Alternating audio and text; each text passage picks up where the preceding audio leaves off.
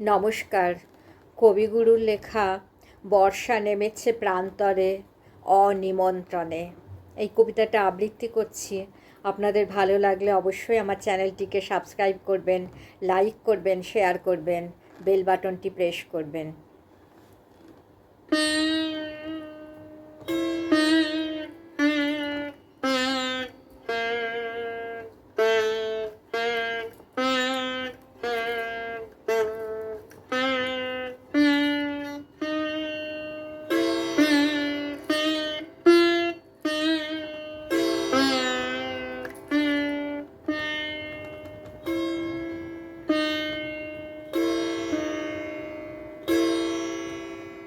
বর্ষা নেমেছে প্রান্তরে অনিমন্ত্রণে, ঘনিয়েছে ষাঁড় বাঁধা তালের চূড়ায়, রোমাঞ্চ দিয়েছে বাঁধের কালো জলে।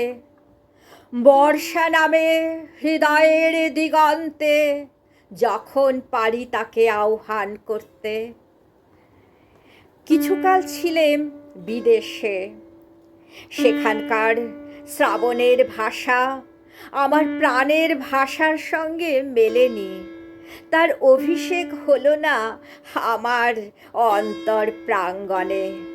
সজল মেঘ শ্যামলের সঞ্চরণ থেকে বঞ্চিত জীবনে কিছু শীর্ণতা রয়ে গেল। বনস্পতির রঙের আয়তি ওই দেয় বাড়িয়ে বছরে বছরে, আর তার কাষ্ঠফলকে চক্রচিহ্নে স্বাক্ষর যায় রেখে।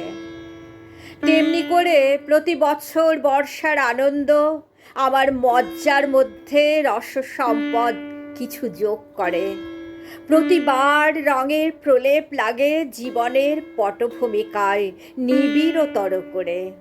বছরে বছরে শিল্পকারের অঙ্গুরি মুদ্রার গুপ্ত সংকেত অঙ্কিত হয় অন্তর ফলকে।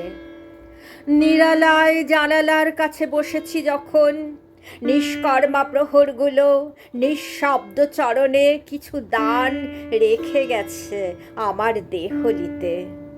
জীবনের গুপ্তধনের ভাণ্ডারে পুঞ্জিত হয়েছে বিস্মৃত মুহূর্তের সঞ্চয়। বহু বিচিত্রের কারুকলায় চিত্রিত এই আমার সমগ্র সত্তা, তার সমস্ত সঞ্চয়, সমস্ত পরিচয় নিয়ে কোনো যুগে কি কোনো দিব্য দৃষ্টির সম্মুখে পরিপূর্ণ অবারিত হবে। তার সকল তপস্যায় সে চেয়েছে গোচরতাকে। বলেছে, যেমন বলে গধূলির অস্ফুট তারা, বলেছে যেমন বলে নিশান্তের অরুণ আভাস, এসো প্রকাশ, এসো। কবে প্রকাশ হবে পূর্ণ? আপনি প্রত্যক্ষ হব আপনার আলোতে।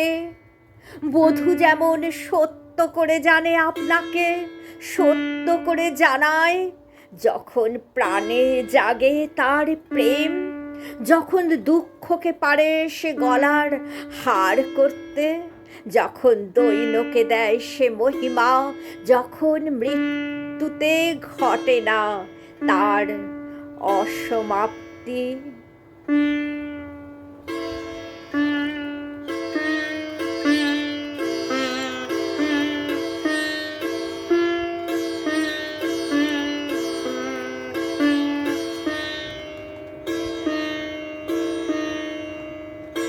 নমস্কার।